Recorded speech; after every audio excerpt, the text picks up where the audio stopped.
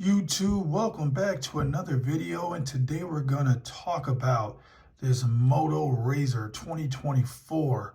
I wasn't gonna pick this device up. I did not need it. I actually did not want it, but I had an old iPhone SE, like a 2020 edition, just kind of sitting around, and my carrier is T-Mobile. So I was due for an upgrade. I went ahead and traded in that old phone and pretty much got this one for free. And when I tell you, for an entry level device like this is not the Plus model, this is just the regular Razr 2024. Man, this is a very impressive phone. So just to talk through it a little bit, it does not have the latest and greatest Snapdragon chip. It has like a MediaTek 7300 or something to that effect, like a 4 nanometer chip.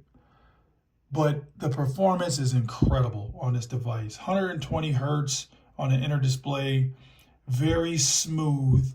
I haven't had this phone hiccup or drop or do anything out of the ordinary just yet. The outside display, very usable, even though it's not as large as the Plus model, which the Plus model just kind of gives you, it takes away this little forehead right here and gives you a little bit more screen real estate. But you don't really need that, I guess. A lot of people like to do just quick tasks on this outside display. You could play games on it. You could put any pretty much any app that you want on the outside here. But the Plus model does have I want to say it's 144 hertz on the outside display, or it could be 120. But either way, this one's only 90, but the inner display is 120 hertz. But very solid build, very minimal creasage. Speakers are pretty darn good on this device.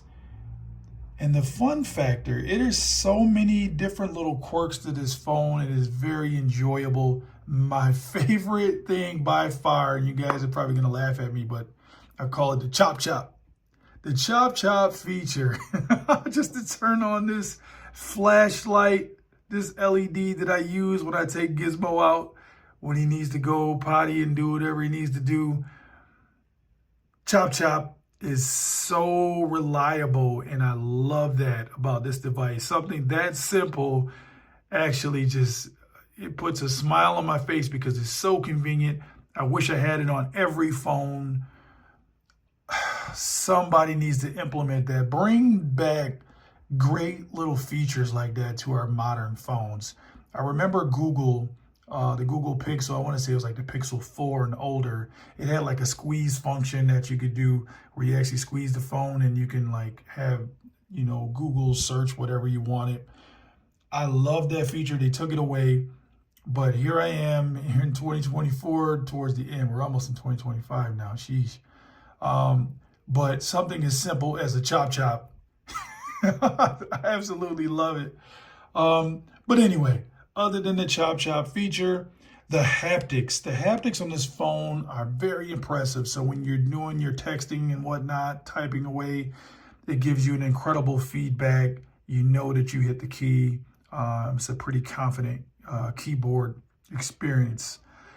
The cameras are pretty good on this device. So I didn't expect much out of this device, but the cameras are pretty good, as well as this camcorder feature. So basically, while you're in the camera app, you can just kind of turn the phone and put it in a camcorder type of mode, and it automatically starts recording in video. And how cool is that, man? That's pretty nostalgic for those that like to take a lot of video. It's pretty impressive. So the software that's baked into this phone is very impressive. The performance is very impressive, especially with it not being a Snapdragon chip. Haptics are really strong. Cameras are solid. And I want to say this device, well, at least through T-Mobile, is only like $399. So I know we are right here on the cusp of Christmas. So I figured I'd hit you guys with some videos to give you some pretty good gift ideas. This would be an incredible gift for anybody looking to get into the flip phone market. I believe it is a great alternative to like the Samsung flips. So you could probably find this thing through your local carrier, or I believe Best Buy even carries it as well. This one happens to be through T-Mobile, the Koala Gray 256 gig model.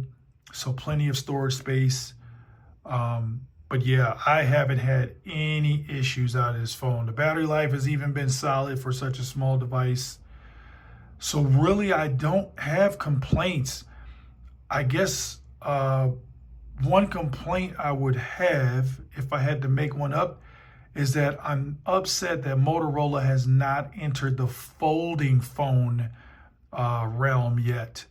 So they did such a good job on this flip phone. I would encourage them, and I would love for them to enter into folding phones. I believe we need some more competition to push the other phone carriers.